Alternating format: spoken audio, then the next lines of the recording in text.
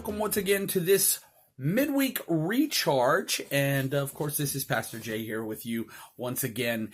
And today I want to share with you, God is for me, or God is for you. Now, this actually sounds a little strange, but I want to share with you a verse that is really kind of cool. The psalmist wrote, Psalm 56 and verse 9, "This I know, for God is for me." Oh, I love that. David realized at a very early age that God had chosen him for something special. When you look at it, David was just a little shepherd boy. Yet in his early times of being a shepherd, he felt the very presence of God upon him and the power of God upon him when he would, when a bear and a lion would come to destroy the flock of sheep. He was able to kill the lion and bear through the power of the Lord. And think about David.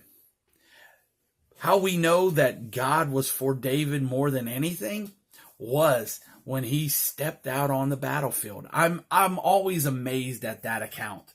I love the account of David when he goes to give lunch, to bring lunch to his brothers. And David was a small for his age, young man, right? And, but he looked up to the soldiers. Oh, he looked up to the Israeli soldiers so much. He wanted to be an Israeli soldier. Because these guys were so massive and so strong and so big. And he wanted to be this, but he was just small for his age, right? And he probably would never be able to be a soldier, you know? And so when he took the lunch to his brothers, and he found that his brothers were cowering, and all the rest of the soldiers were cowering, hiding from the battle, he sat there and he was like, "Why are you guys hiding? What's going on here?" And they went, "Look out there." And he looked out on the battlefield and he saw this pretty massive giant, and he said, "Yeah, but you're an army and you have God on your side. That's one giant. You have the great I am on your side. You outnumber him." Big time. And I love David's response. He said, "Let me go out there. I can show you what God can do."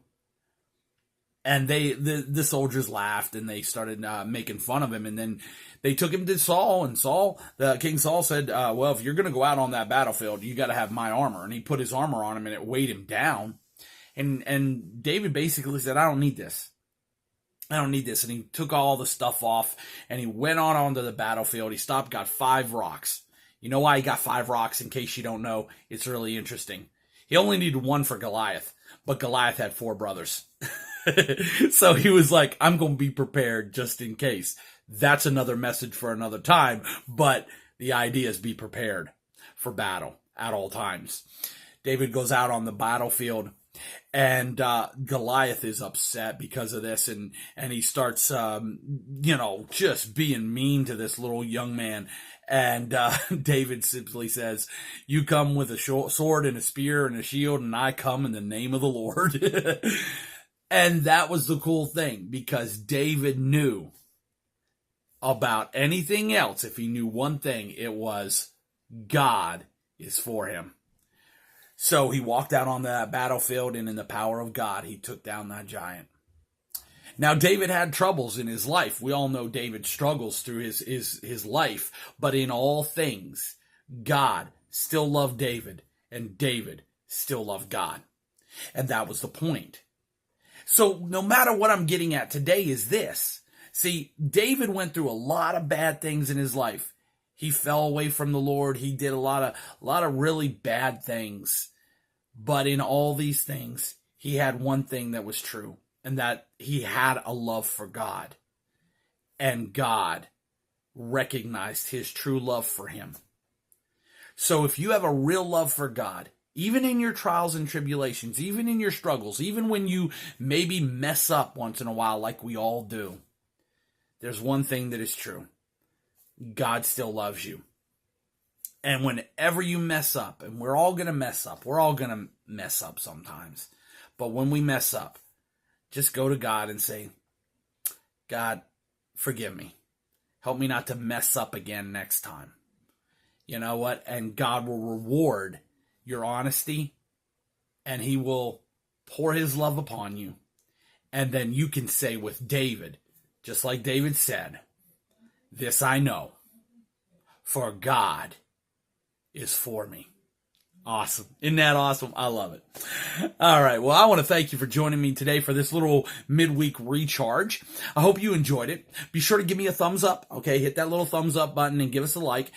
Be sure to subscribe to this channel. It's 100% free. And be sure to go to our church website. We've got some awesome material up there that you can check out. And until we're with you next time, this is Pastor Jay wishing you a blessed day and saying we'll see you next time. Bye.